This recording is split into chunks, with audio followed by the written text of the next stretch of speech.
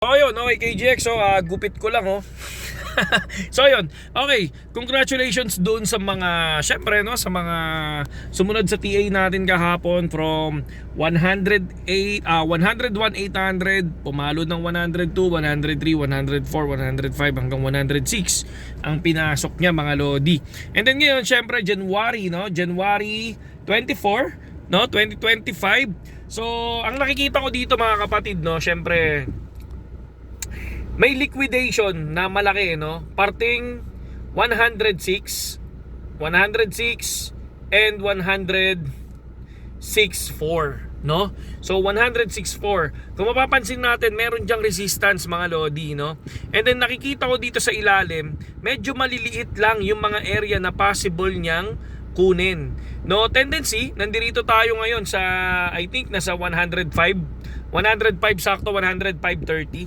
So tingin ko kukunin tong area ni 106 tapos 106.4.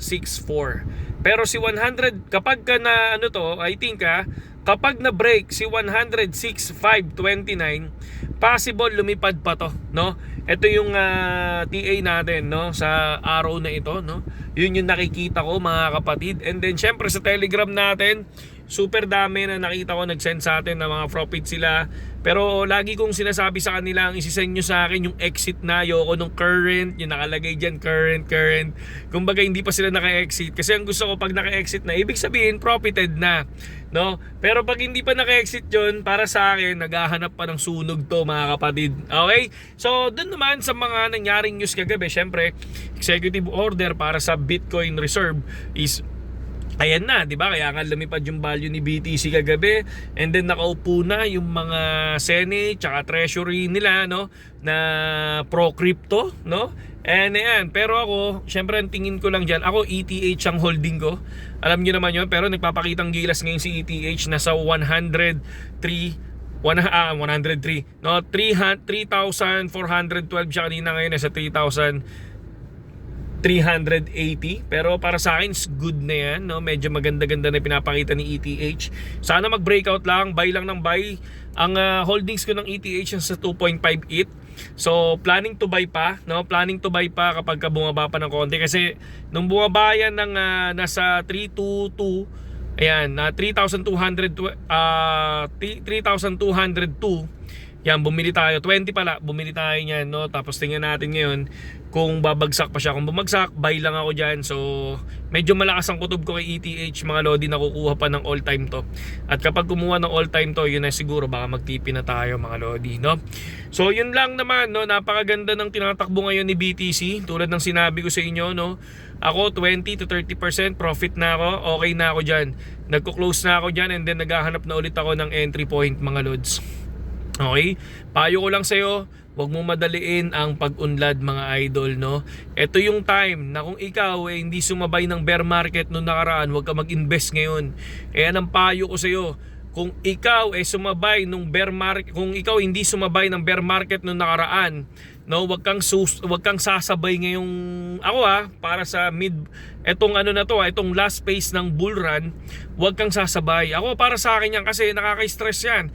Baka mamaya ma-stress ka din, no? Yan yung iniisip ko, baka ma-stress ka. Okay? No, sabi nga natin, ito yung time para mag-observe ka. Ito yung time para i-check mo, aralin mo yung crypto. Ito yung time na magandang ma-experience to dahil ang mga umuupo ngayon, no, sa US President natin, mga Senate, is mga pro-crypto. At I think 12 states or 18 states yata ang nag-vote na para magkaroon ng Bitcoin reserve. So tingnan natin yan. Ako, sabi ko nga sa inyo, ETH na lang hold ko. Once na umokay na ako ETH, take profit na ako, and then maghihintay ako ulit ng bear market. I think dapat nga ngayon bakasyon na, kaya lang wala napa-invest tayo sa ETH. Pero good thing is okay naman, profit pa naman tayo sa ETH, and magiging masaya tayo pag naging all time yung ETH natin mga kapatid. Okay? So yun lang sa ngayon KGX. Sa mga gustong pumasok sa Telegram, nandiyan dyan yung platform natin, BitGet, nandiyan dyan yan. Click nyo lang yan, register kayo, tapos Syempre dapat may first trade, and nandiyan dyan yung Telegram natin mga Lodi. Click nyo lang, dun nyo lang ako i-PM, ibibigay ko sa inyo yung mechanics. Libre lang yung TA natin. I think 80% profitable naman kahit papaano yung TA natin, no? So yun lang sa ngayon KGX. Magandang gabi sa inyong lahat. Payo ko sa inyo yun, mag-observe ang lahat ng mga bago. Huwag pumasok. Okay? Lalo na kapag pinapapasok kayo ng mga paborito nyong influencer. Mas maganda kung aralin nyo muna at mag-observe. Okay? Mas magandang mag-invest sa bear market. Saludo!